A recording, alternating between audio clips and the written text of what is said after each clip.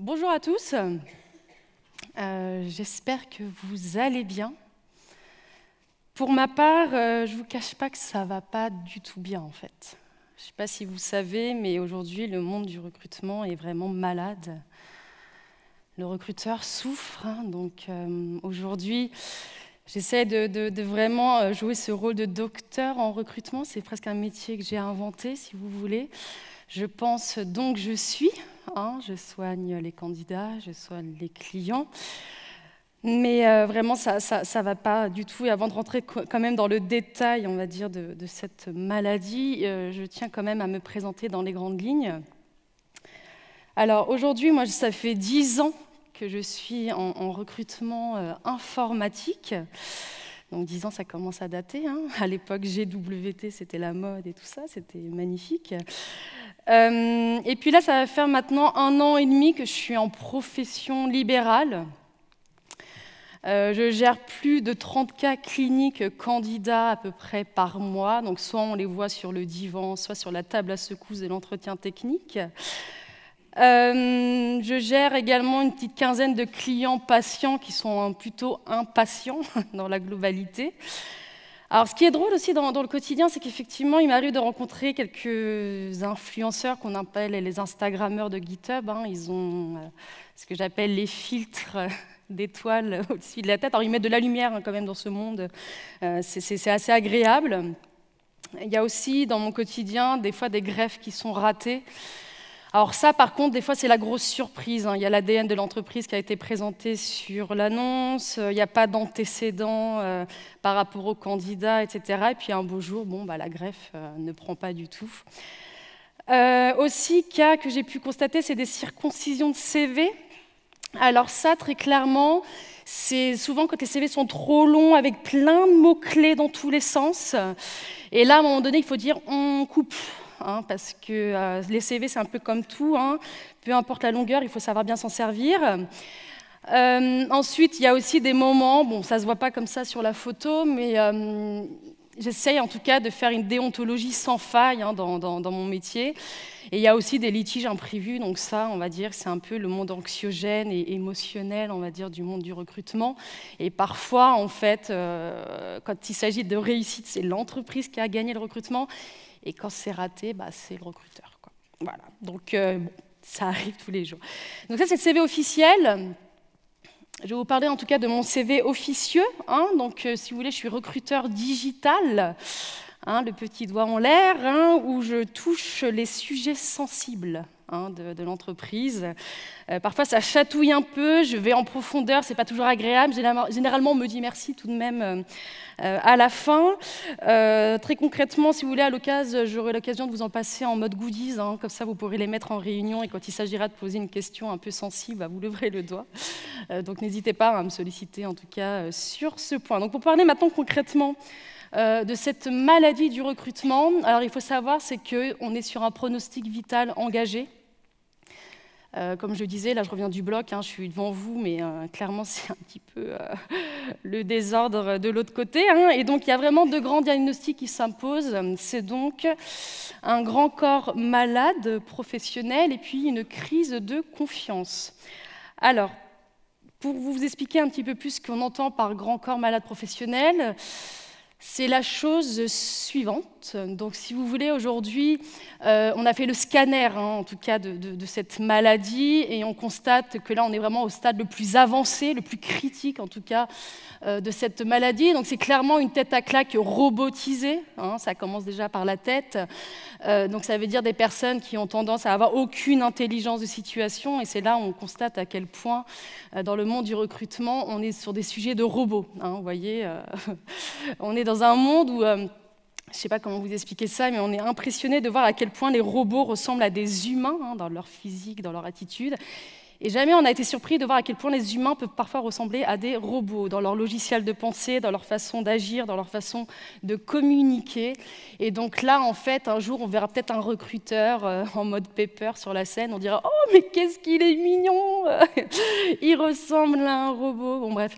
Et donc, ça attaque la tête, ça attaque aussi la bouche. Donc là, c'est typiquement des personnes qui vont dire n'importe quoi, typiquement confondre Java avec JavaScript, qui vont dire monsieur à la place de madame, qui vont faire des mails vraiment compliqués, des oreilles aussi qui n'écoutent pas puisqu'ils n'entendent pas les critiques, donc ça c'est un vrai sujet. Et puis après on descend, hein, bien évidemment, on a un cœur aussi qui n'aime pas son job.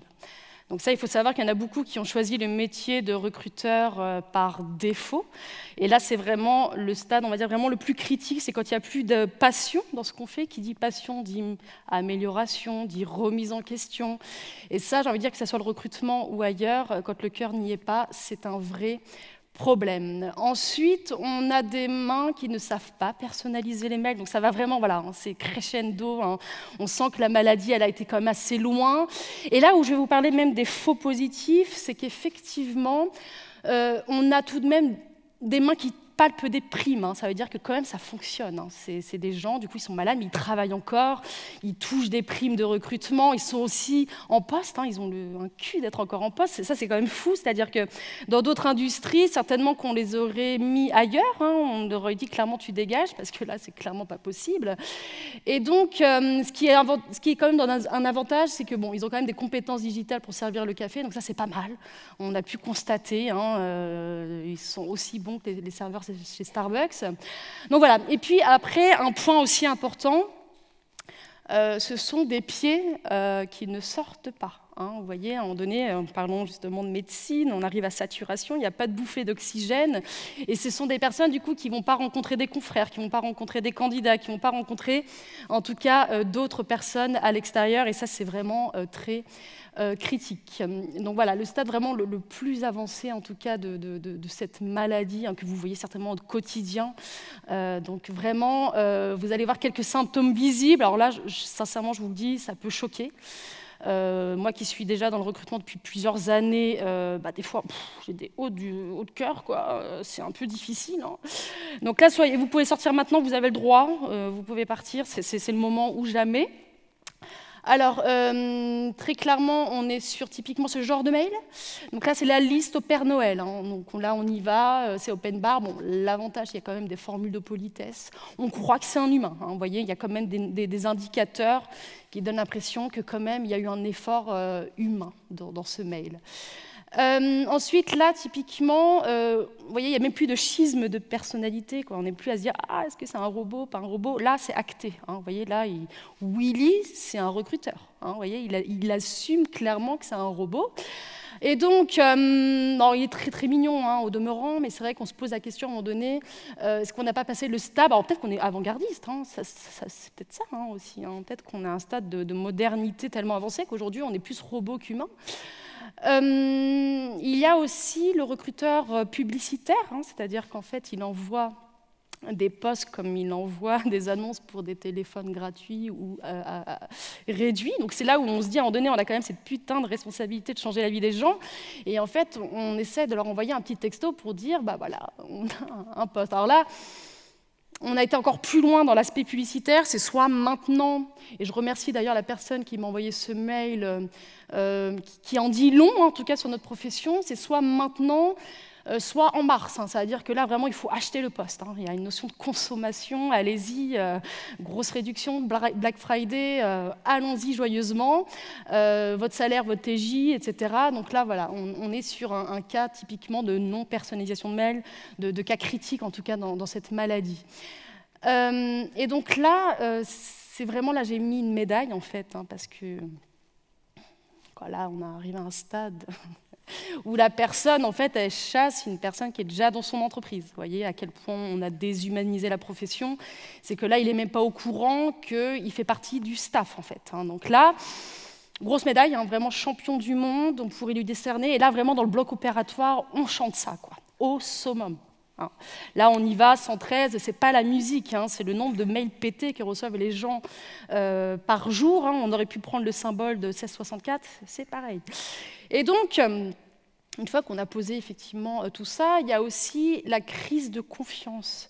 La confiance, c'est presque le mal de notre siècle, hein, si je peux me permettre, que ça soit dans le recrutement, que ça soit dans le domaine de la sécurité, que ça soit dans le domaine du développement, plus personne ne se fait confiance. Et donc, clairement, qu'est-ce qui se passe? C'est-à-dire qu'en fait, on est à l'échelle du recrutement sur une expérience de Milgram. Je ne sais pas si vous la connaissez, cette expérience qui a été faite dans les années 60 par Stanley Milgram, où vraiment on évalue le degré d'obéissance d'un individu par rapport à une autorité qu'il juge légitime.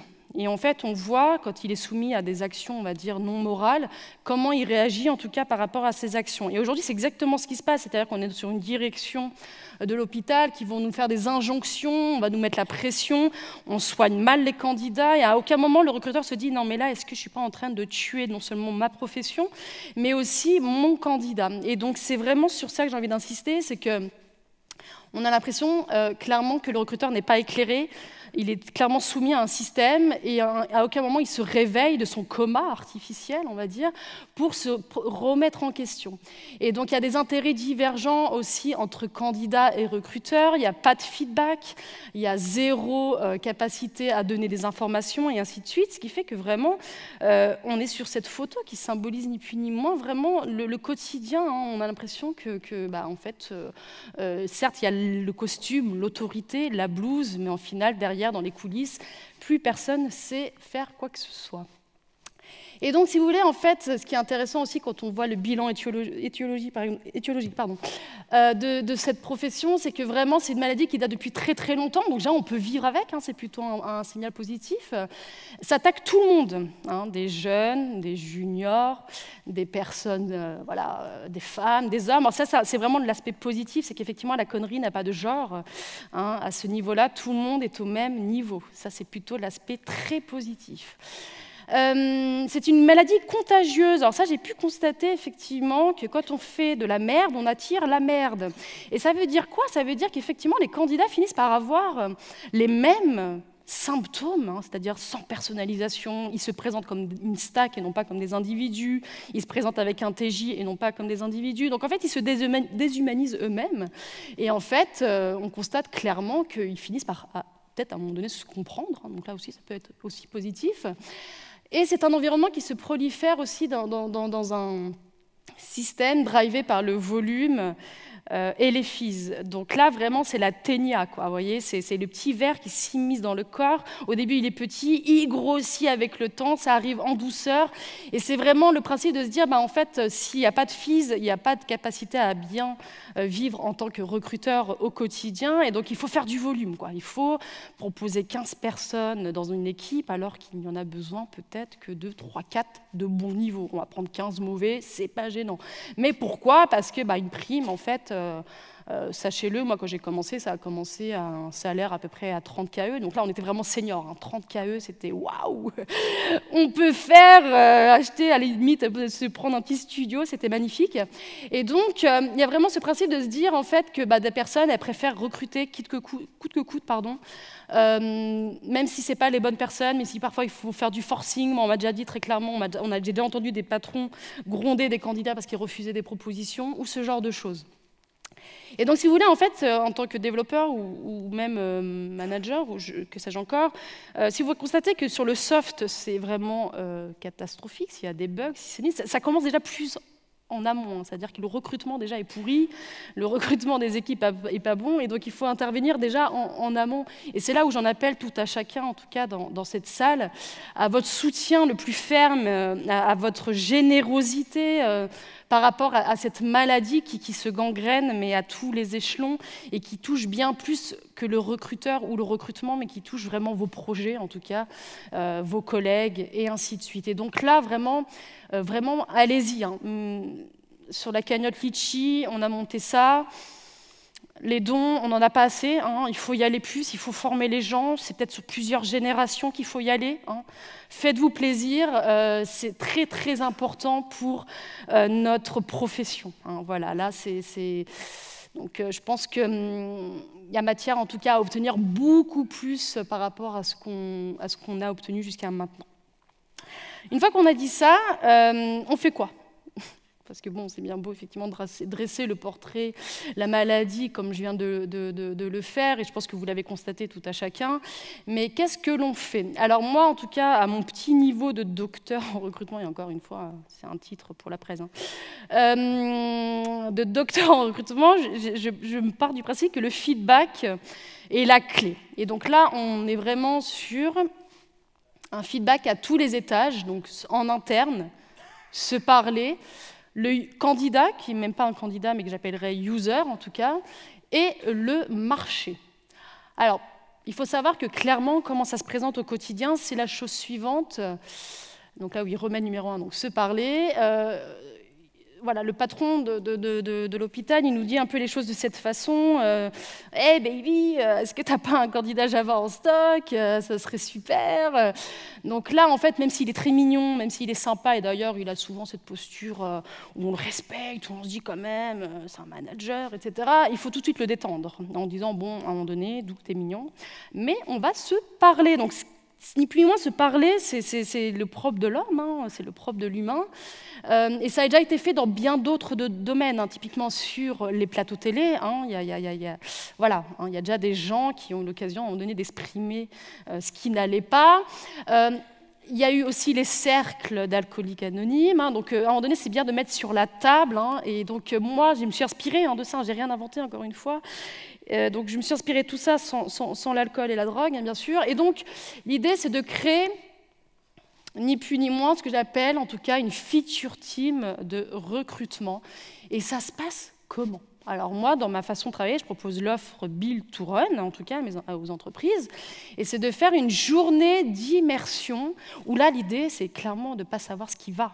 Parce que tout ça, généralement, les entreprises savent très très bien dire ce qui va. Et elles ont les mots, elles ont le bullshit, elles ont tout. Ça, pour ça, j'ai envie de dire, il y a déjà du monde, en fait. Moi, quand j'y vais, c'est vraiment de dire à un moment donné, qu'est-ce qui ne va pas? Pourquoi les gens se barrent de chez vous? Pourquoi ils refusent les propositions? Quel est le management? Est-ce qu'il est toxique ou pas? Et moi, je veux aussi vraiment faire en sorte qu'il y ait des discussions en one-to-one avec les gens de l'équipe pour pas qu'il y ait le schéma de groupe où, en fait, les gens n'osent pas parler pour des questions de pouvoir, d'autorité par rapport à un manager qui serait dans le cercle. Et donc là, je prends vraiment le feedback à tous les étages et je vais vraiment prendre toutes les parties prenantes du processus, donc le CTO, le RH, le manager, une personne qui est senior, une personne qui est junior, une personne qui est nouvellement arrivée, une personne qui est ancienne, parce que tout le monde a des biais, bien évidemment. La personne nouvellement arrivée va dire que c'est génial, elle est encore dans la lune de miel. La personne qui est un peu plus ancienne peut-être peut me faire le constat des évolutions de salaire qui n'ont pas lieu, par exemple. Donc c'est vraiment une discussion factuelle et directe. Pour le coup, quand je parlais du doigt tout à l'heure, je vais vraiment toucher les sujets sensibles. Et c'est d'avoir un langage commun. Donc là, on est vraiment dans le domain driven recruitment. Je suis très très nulle dans l'anglais, donc je pense que vous avez compris. Mais bon, c'est de se dire à un moment donné, on est sur le langage naturel, on va se parler.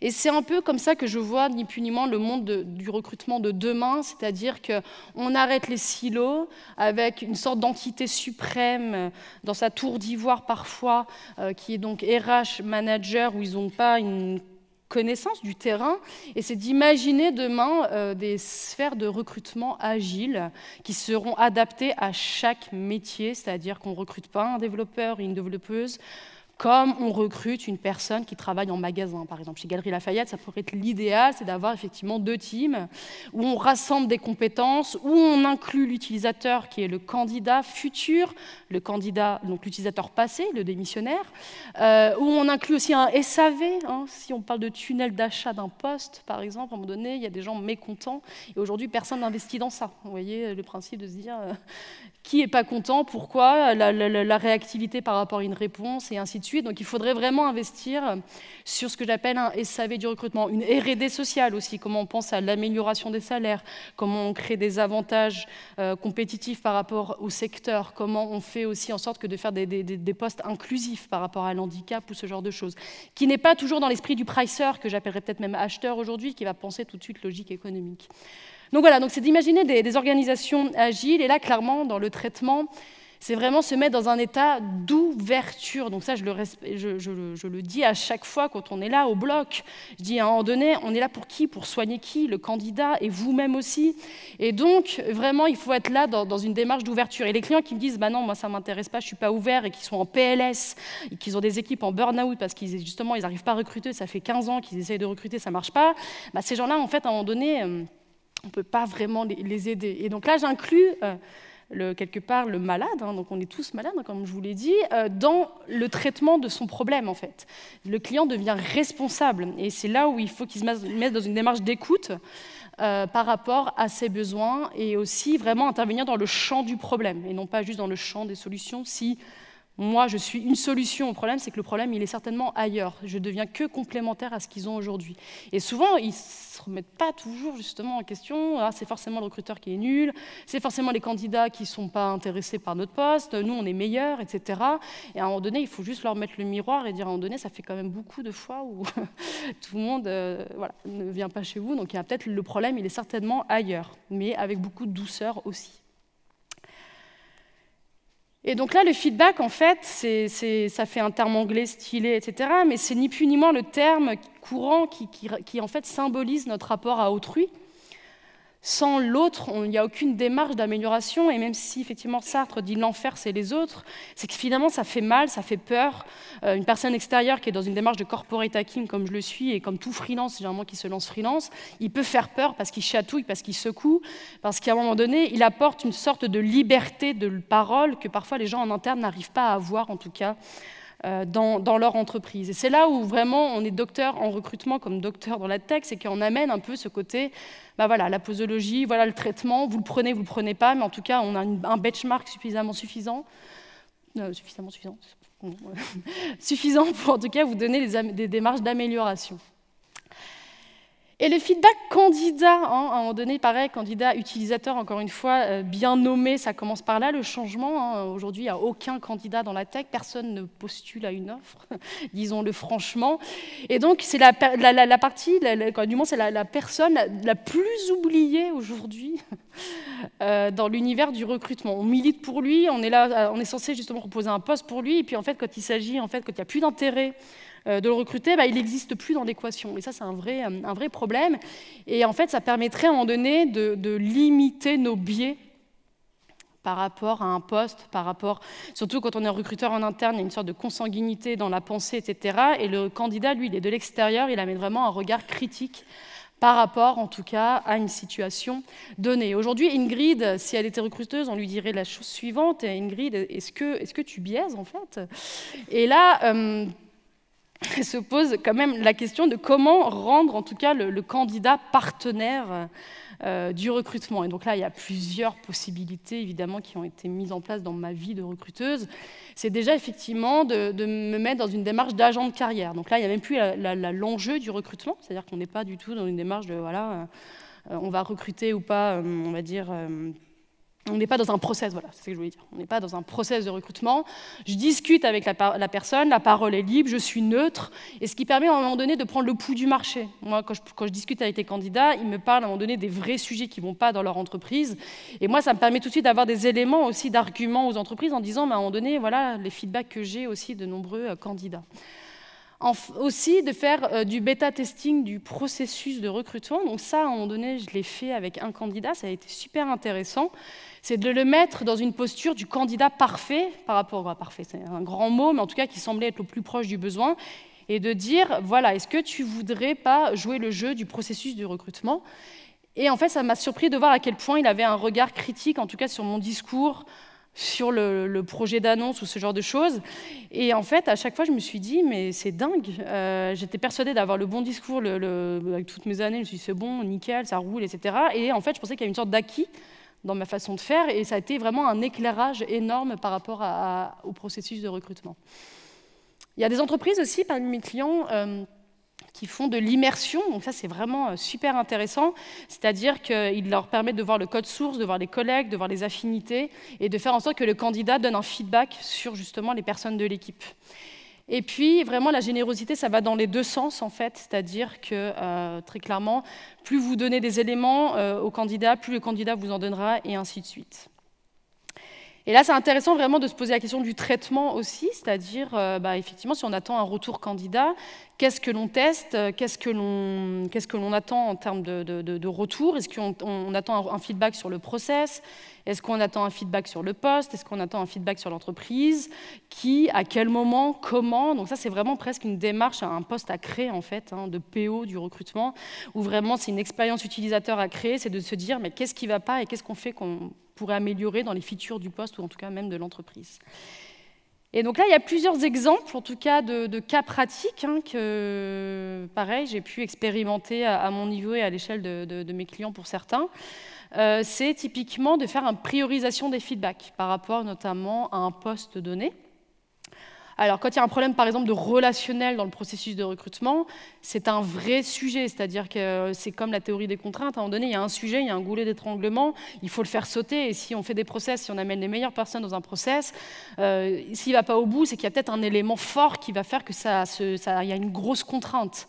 À un moment donné, il faut se rendre compte qu'il y a des feedbacks qui sont très forts et qui font que le recrutement n'a jamais lieu.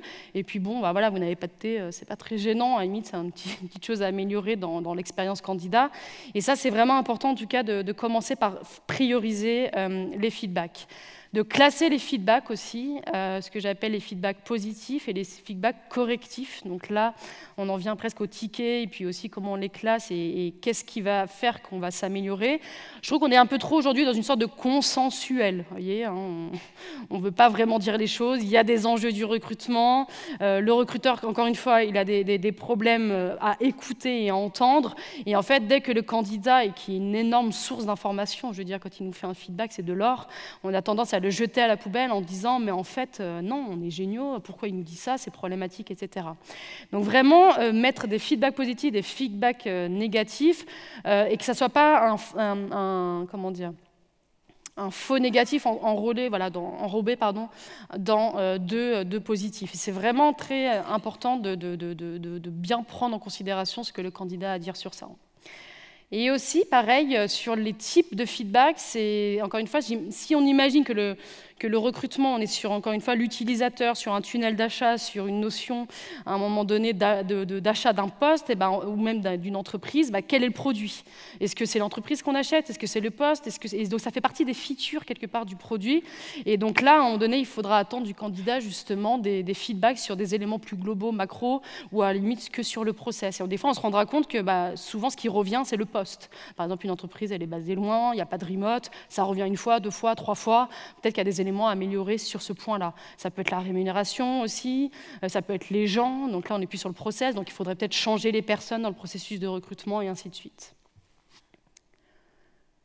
Et donc là, ce que je vous ai dit, le remède numéro 1 qui est de se parler et le remède numéro 2 qui consiste vraiment à faire du feedback utilisateur, ça se traduit vraiment dans cette boucle de feedback qui est inspirée de l'extreme programming. Et donc là, on devient des docteurs en recrutement qui vraiment s'intéressent aux gens. L'extreme programming, c'est penser à la qualité. On est dans une industrie critique, donc on pense à la qualité. Et ça commence par vraiment la définition du poste, comme je vous l'ai dit, immersion, langage commun. On teste, bêta-testing par rapport à tout un tas de mails, par rapport à même l'annonce, etc. Le pair recruiting, on prend un autre métier et pas juste le recruteur pour évaluer les personnes. On fait de user on-site sur de l'immersion par rapport justement à un process de recrutement. On design aussi. Ça, je constate qu'il y a des fois des entreprises intelligentes qui se disent à un moment donné, voilà, l'utilisateur, il va designer le poste avec nous. On ne sait pas exactement ce qu'on veut. On a des idées de compétences, mais on ne sait pas exactement ce qu'on veut. Et puis, derrière, exactement, le refactoring de poste. Donc là, c'est typiquement, une fois qu'il est en mission, des fois, on a une idée idéalisée du poste, et puis il y a la réalité qui arrive. Et donc là, on fait du refactoring, en tout cas, de poste. Donc vraiment, sur ce point-là, c'est ce que j'ai envie de dire, c'est que c'est la R&D du recrutement. Moi, j'ai eu je ne sais pas combien d'idées j'ai eues, en tout cas, à travers les retours candidats, qui est notamment de créer l'offre agent de carrière, qui a été de créer la veille candidat, qui a été justement de créer le recrutement de craftsmanship en termes de meet-up, etc. Vraiment, le candidat, c'est l'utilisateur, c'est la R&D du recrutement. Il critique, il donne des idées, il pousse à l'amélioration continue. Se priver de son feedback, c'est vraiment se priver de toute tentative d'innovation. Et aujourd'hui, vraiment, l'entreprise, elle est comme ça, c'est-à-dire que Vraiment, aujourd'hui, même dans le monde médical, il y a un petit côté déshumanisé, on n'a plus d'empathie, les personnes s'en vont, ça devient le quotidien, et ça ne devrait pas être normal, en fait, que des personnes, à un moment donné, dans un process, partent comme ça, font du ghosting, qu'est-ce qui se passe, pourquoi? Et en fait, on dit, mon candidat, il est mort, bah, vive mon candidat, ciao, bye bye, on va se faire une bouffe chez KFC. Et en fait, il y a un problème par rapport, justement, à la capacité de comprendre et de retenir, en tout cas, les candidats dans le processus. Enfin, la remise en question, avec là, de façon beaucoup plus macro. Donc là, je vous parlais de l'expérience utilisateur, je vous ai parlé de se parler, de communiquer en interne. Vraiment, c'est la veille marché. Aujourd'hui, on parlait du marketing et du recrutement. Ça va juste au-delà de la com, le marketing. C'est du marketing stratégique, c'est de savoir de quoi on parle, et donc de faire de la veille marché, qui est donc une énorme façon, en tout cas, de se remettre en question et de voir ce que font, en tout cas, la concurrence, de ce que font l'extérieur. Et c'est clair que ça fait mal, la remise en question, ça c'est certain, mais plus on le fait, plus justement on est habitué à les faire et plus on a une capacité, en tout cas, à s'améliorer.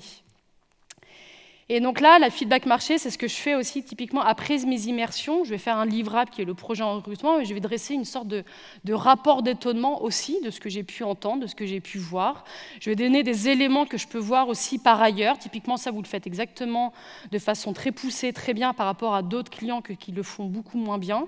Donc, je vais donner des éléments de benchmark. Je vais proposer aussi une boîte à idées sur des sujets observés en interne, que ce soit le process, la marque employeur, etc., etc. Et vraiment de proposer des choses qui sont actionnables plus ou moins sur le long terme, où le client, encore une fois, quand je dis ça, c'est qu'il devient acteur de son changement et acteur de son innovation et de sa créativité. Et là, pareil, tout le long, justement, de notre partenariat, je vais vraiment faire de la remise en question continue. C'est important de toujours se dire rien n'est acquis. Il faut savoir se dire les choses en totale ouverture et liberté. Le traitement, c'est ce que je disais tout à l'heure, à l'instant, c'est effectivement de faire du feedback une routine. J'ai envie de dire la routine, c'est la meilleure méthode de changement. Ça peut sembler complètement contradictoire, etc. Mais vraiment, plus on prend des habitudes par rapport à une envie de changer, puis ça devient quelque part le quotidien, les réflexes, et souvent même sur des aspects écologiques ou sur des aspects de recyclage ou même sur des aspects humains ou que sais-je encore.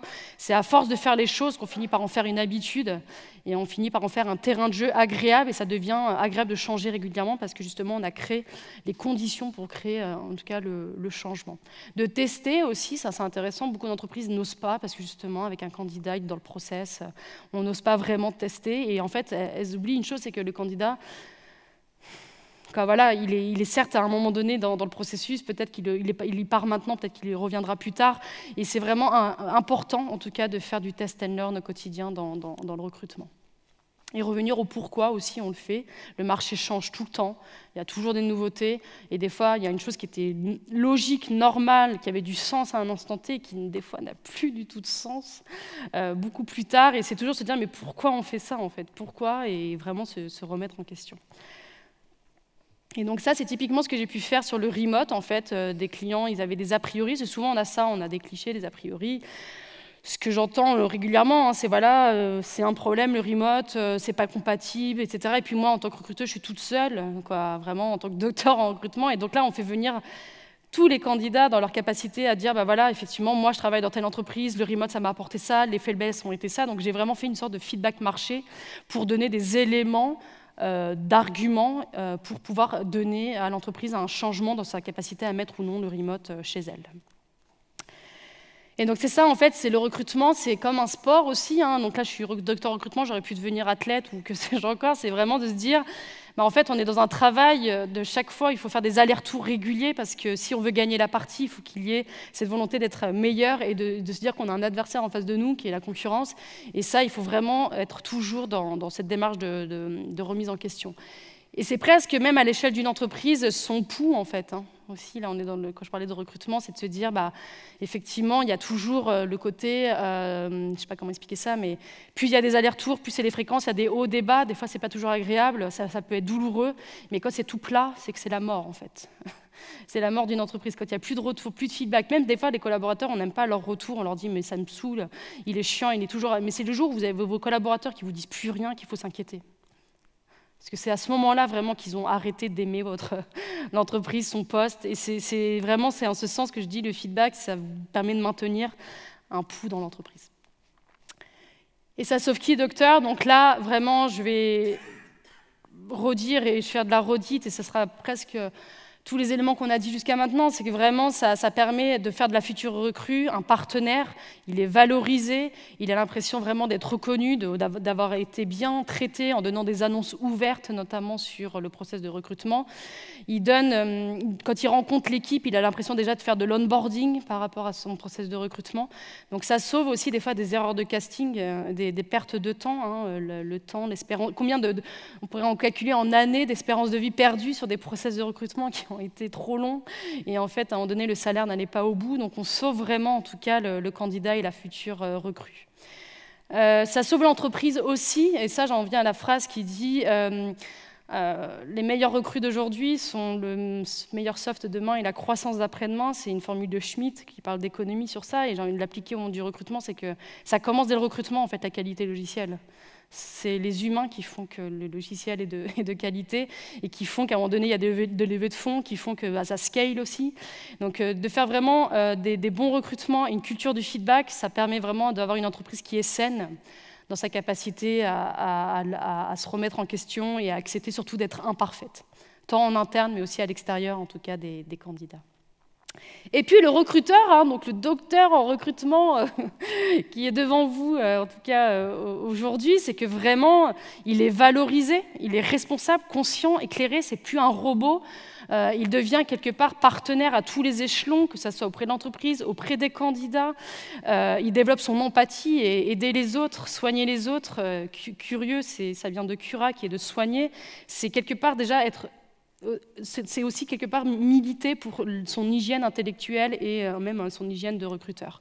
Et ça permet de s'épanouir dans son travail. Et aujourd'hui, vraiment, ce que je constate, c'est ça, c'est que le recruteur, comme n'importe quel métier, vraiment meurt dans une absence de valeur ajoutée, provoquant une souffrance au travail. Et on parlait de sens dans cette conférence. C'est vraiment le sujet majeur, en tout cas dans le recrutement, c'est quand il n'y a plus de sens.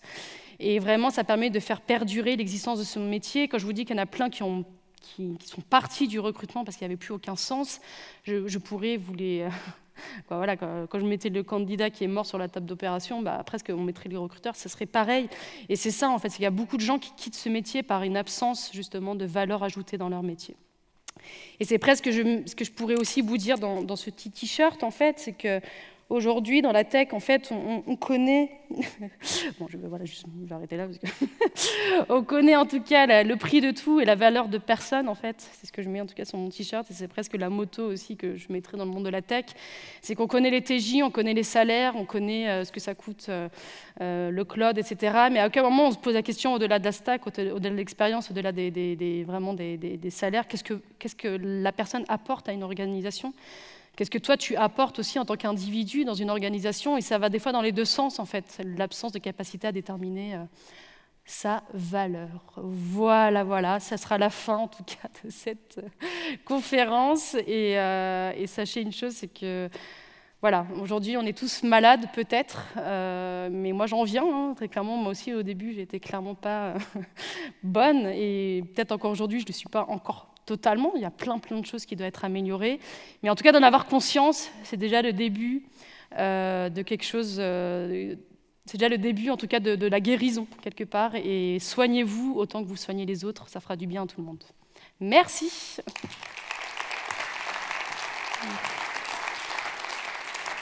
Merci Shirley. J'ai juste un problème, donc autant l'aborder tout de suite. Tu es absolument positive sur le fait que les tables de ping-pong, les baby-foot ne servent à rien, parce que tu ne l'as pas du tout abordé, ça. Alors, je pars du principe que ce qui est matériel dans une entreprise, ça doit rester à l'échelle du matériel. Aujourd'hui, typiquement, on met parfois dans des services achats les fournitures au même niveau que les développeurs. Et j'ai fait esprit de distinguer à un moment donné ce qui est matériel, en fait, et les humains. Et c'est pour ça que je porte le costume du docteur en recrutement, c'est qu'on traite des humains. Voilà. Question beaucoup plus sérieuse. Moi, je vis aux Pays-Bas. D'accord. Je ne travaille pas qu'aux Pays-Bas, mais je vis aux Pays-Bas. Aux Pays-Bas, il y a un niveau de contexte qui est très bas. C'est-à-dire que tu peux dire à quelqu'un, Robert, hier, tu as mis un truc en production, tu as été un vrai goré, c'est absolument n'importe quoi, et tu as vraiment bousillé le truc, tu es un abruti. Et c'est OK. C'est OK, c'est un feedback du coup qui est assez dur, qui est assez radical, mais qui est acceptable parce que culturellement, on n'est pas en train de dire vraiment Robert qu'on pense que c'est juste un sale con, il a juste été un peu con là, ce jour-là, et on lui dit parce que ça posait des problèmes. Donc ça veut dire que 10 minutes après, c'est OK, et ça se passe plutôt bien. Mais c'est une culture qui est assez particulière. Ça, c'est compliqué à le faire. Alors, si on essaie de le faire avec des Anglais, c'est très très compliqué, mais avec des Français aussi, ça peut être compliqué. Donc, une vraie question quand même, c'est, je ne sais pas si tu es dans un contexte, pour le coup, il y a beaucoup de devs qui sont pas que français ou qui sont internationaux, mais c'est souvent le jeu dans ce business. Est-ce que tu vois quand même aussi des réglages par rapport à ça, parce que du coup, il y a un contexte culturel qui est plus facile ou qui est plus compliqué?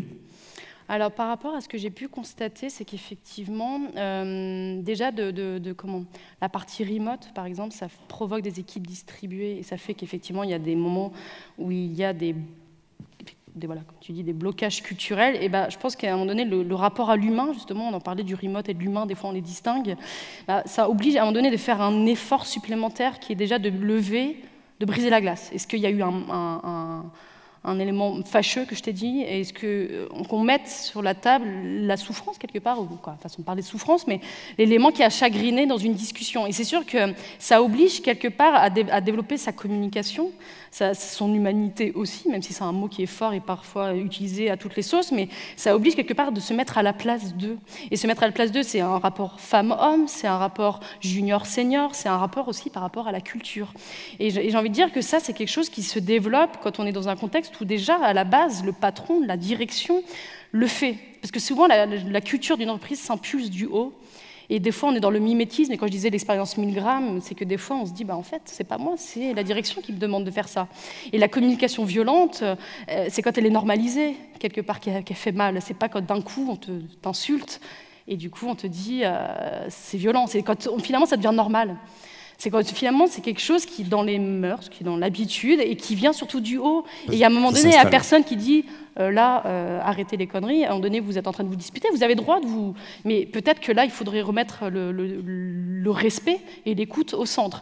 Et je pense que c'est vraiment là, c'est quand la culture n'est pas déjà impulsée de la communication bienveillante ou non violente, déjà du haut. Et ça, presque peu importe finalement les équipes, qu'elles soient distribuées ou pas, c'est quelque chose qui doit être mis peut-être à travers une charte, qui doit être mis à travers des échanges, feedback réguliers, et de permettre le feedback aussi, parce qu'il y en a plein qui vont mal le vivre. En tant que direction, une personne qui va dire, là en fait, ce que j'ai dit, ce que la personne m'a dit, c'est gênant. Et il minimise. Attends, une fois, deux fois, ça va, tu as fait une blague, ça passe. Et c'est ça en fait, c'est quand on minimise, quand on normalise ce genre d'attitude qui fait qu'au final, on finit par ne plus dire en fait. Mais c'est là la mort, c'est quand elle est silencieuse, quoi. La douleur est silencieuse, ça tue une personne. On a 5 minutes, on va un peu allumer la salle, on va prendre quelques questions s'il y a des questions. On en a une juste devant là. Bonjour, merci pour la présentation. J'avais une question.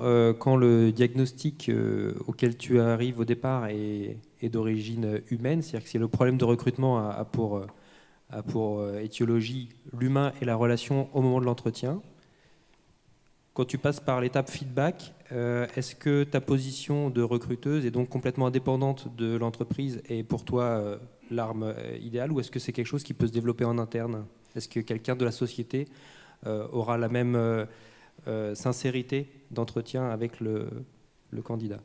Alors, ce qui est intéressant dans ce que tu dis, c'est qu'effectivement, il y a des fois des équipes qui n'ont pas de recruteurs. Et celles qui en ont. Et je vois effectivement une énorme différence. C'est que déjà, elles partent du principe qu'elles veulent être dans une démarche d'ouverture par rapport à une annonce où je montre tout. Il faudrait que je vous les envoie à l'occasion. Mais vraiment, déjà, j'acte sur le modèle de mon offre, sur le fait qu'on se parle et on ouvre les choses. Et des fois, il y a des recruteurs, effectivement, qui vont être pas forcément à l'aise avec ça, et ça se ressentira tout la suite. Et c'est presque la loi de Conway qui s'applique, je crois, pour dire que la communication d'entreprise se retrouve dans le SI.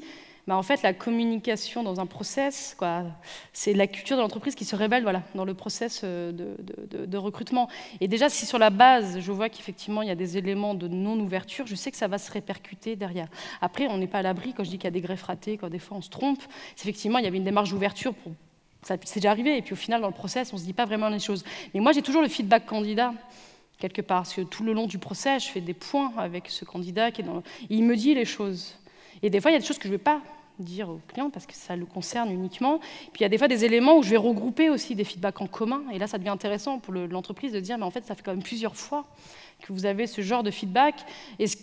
Quel est le degré de sincérité que vous mettez dans le process? Est-ce qu'on ne s'est pas trompé aussi à un moment donné? Et c'est là où je parlais de suivi du feedback, c'est que ça ne s'arrête pas en fait à l'entrée du process, c'est tout le temps qu'il faut se remettre en question. Et c'est ce que je leur dis, en tout cas dans mon offre, c'est qu'à un moment donné, ça va faire mal, quoi.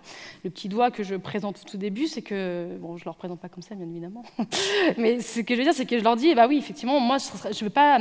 Je milite pour l'expérience utilisateur, l'expérience candidat, et je sais que, de base, soit vous voulez travailler avec moi et on sera en totale transparence, soit vous prenez d'autres acteurs du marché qui vont justement peut-être la jouer beaucoup moins dans cette démarche-là. Donc c'est quelque part, j'ai envie de dire, ils me choisissent aussi, quoi. Il y a une sorte de choix qui se fait d'un tutu personnalisé sur des valeurs aussi en commun. Mais bon, après, il peut y avoir toujours effectivement des ratés. Et ça, c'est pas une science exacte, la science humaine, quoi. Et ton intervention dans l'entreprise ne va pas figer ou bloquer justement les personnes pendant l'entretien, le fait de savoir que possiblement ils vont avoir un feedback et possiblement que ça va faire mal, est-ce que ça ne les bloque pas dans leur... En fait, il y a deux types de candidats. Il y a ceux effectivement qui vont être intéressés. Quand tu es là, tu parles des clients ou des entreprises ou des candidats quand tu dis ça? Des entreprises. Quand l'entreprise qui recrute, le fait de savoir qu'ils vont avoir possiblement ton retour et que celui-ci risque d'être douloureux, est-ce que ça ne les dérange pas? Est-ce que ça influe pas sur le déroulé de leur recrutement? Alors, il est clair en tout cas que mon feedback va vraiment permettre de révéler moi ce que j'ai vu à mon niveau. Après, je leur dis pas, je sais pas que j'ai une vérité absolue dans ce que j'ai vu. Je fais juste des éléments factuels. Encore une fois, c'est une discussion factuelle. Je dis voilà, telle entreprise fait ça. Vous prenez en gros, comme un médecin, hein, le traitement, tu le prends, et puis après, une fois que tu as l'ordonnance, quelque part, tu en fais ce que tu veux. Soit tu ne prends pas ton traitement, soit tu le prends. Et c'est là où, des fois, les entreprises elles vont effectivement se dire, effectivement, c'est intéressant de ce que tu me dis, peut-être qu'on va le mettre tout de suite en place. C'est déjà arrivé qu'il y a des entreprises qui mettent tout de suite en place les éléments que je donne, ou parfois plus tard. Et encore une fois, le process devient aussi une sorte de bêta-testing par rapport à des éléments que j'ai donnés. Et du coup, des fois, il y a des éléments où ils se disent ouais, c'est pas vraiment vrai, bon, il y a pas de souci, on fait comme d'habitude, etc. Et en faisant comme d'habitude, on se retrouve avec, en gros, la posologie que j'ai dit au début, en disant là, il y avait déjà un problème, ça se révèle finalement dans le process. Mais toujours être dans une démarche de construction et les inclure dans le problème. C'est ce que je dis d'ailleurs à beaucoup de freelance aussi, que je coach en agent de carrière, c'est vraiment inclure toujours le client dans le problème. Parfois, de faire caca par poux et de dire là, c'est de la merde, ce que tu fais, c'est une catastrophe, je me barre parce que j'ai pas envie de travailler pour toi, c'est vrai que c'est une réaction normale. On a tout au début, moi j'étais un peu comme ça. Mais en fait, je me dis, mais c'est pas aider en fait. Ça fait du bien, hein, on se libère, quoi. Mais c'est pas aider la personne en fait. Et c'est vraiment l'inclure dans l'idée que la solution, on la trouvera ensemble en fait. Et ça sera peut-être pas tout de suite, ça sera là, faites l'erreur, quoi. Des fois, moi je leur dis ça, faites l'erreur. On va se tromper certainement. Et c'est vraiment de dire qu'il faut qu'ils soient ouverts à ça, au fait de se tromper et de faire des ratés. Et les entreprises qui n'ont pas cette culture-là, c'est vrai que c'est plus compliqué de leur proposer mon offre, en fait. Dernière question. Je ne sais pas si j'ai répondu. Merci. Ouais. Oui, très bien, merci beaucoup. En haut, oui. Encore 2 minutes. Bonjour Shirley, je t'avais loupé à Montpellier, à Sonitech, donc je suis super content d'avoir poussé la métaphore à fond. Merci beaucoup pour la presse. Alors, moi j'avais une question autour de la personnalisation du recrutement sur... potentiellement différentes générations, ZY, mais en fait, je voudrais plus savoir si aujourd'hui, les candidats sont dans une position de toute puissance parce qu'il y a pénurie, on va dire, de bons candidats ou de bonnes compétences dans la tech. Alors, déjà, sur la question de la pénurie, moi, je la remets beaucoup en question. C'est-à-dire que beaucoup d'entreprises, encore une fois, quand je disais le problème, elles le voient ailleurs, elles sont en mode PLS, elles ont des équipes en burn-out, elles disent, on n'arrive pas à recruter. Et moi, je leur dis, à un moment donné, il y a du monde, hein. Ils sont là, hein. Dans l'hôpital, ils se croisent, hein. Il faut à un moment donné se parler. Et là, encore une fois, je pousse la métaphore, il faudrait peut-être que j'arrête d'ailleurs. Mais ce que je veux dire, c'est qu'à un moment donné, ils se parlent, et quand la pénurie, ils ne prennent pas de freelance, ils ne forment pas les gens, ils ne décident pas de mettre du remote, et même les salaires, des fois, ils changent quelques paramètres. Encore une fois, on est sur du bug logiciel, comme du bug recrutement. Des fois, le bug, il faut qu'il le fasse sauter, et tout de suite, ça se passe très, très bien. Quand je vois des entreprises qui, a priori, ne sont pas connues, et qui en fait arrivent à staffer des équipes de 0 à 50 personnes et d'autres qui sont très connues et qui en fait galèrent depuis 6 mois à 1 an pour recruter, qu'elles se posent à un moment donné la question si le problème c'est pas elles en fait. Et la pénurie, c'est certes effectivement les bons, les très très bons. Après encore une fois la notion de bon, elle est très, très variables en fonction des contextes, des sujets, etc. Et effectivement, ils sont rares, mais on peut les créer, les bons aussi, quoi. On peut mettre les conditions pour faire en sorte que les personnes soient au niveau par rapport à un contexte d'entreprise. Et ça demande de l'effort intellectuel. Tu vois, de se remettre en question, de dire qu'est-ce qu'on va créer comme conditions pour pouvoir justement améliorer le recrutement. Et voilà ce que je peux dire par rapport à ça. Et la notion de pénurie, moi je la remets beaucoup en question sur plein d'aspects. Et puis aussi je propose la continuité de service, c'est-à-dire que des fois il faut du freelance, c'est des startups, pas besoin de recruter sur 6 mois avec une préavis de 3 mois, etc. Je leur dis prenez une équipe freelance qui est efficace, team as a service, et hop, on bascule après s'il faut sur la continuité de service pour pérenniser le savoir sur du recrutement en interne en fait. Donc il y a toujours des solutions quelque part quand on chatouille vraiment les vrais problèmes. Voilà, je ne sais pas si j'ai répondu. Je m'étais éclipsé discrètement, mais je reviens tout aussi discrètement. Ok, merci Shirley. Merci beaucoup en tout cas à tous d'être présents. Merci.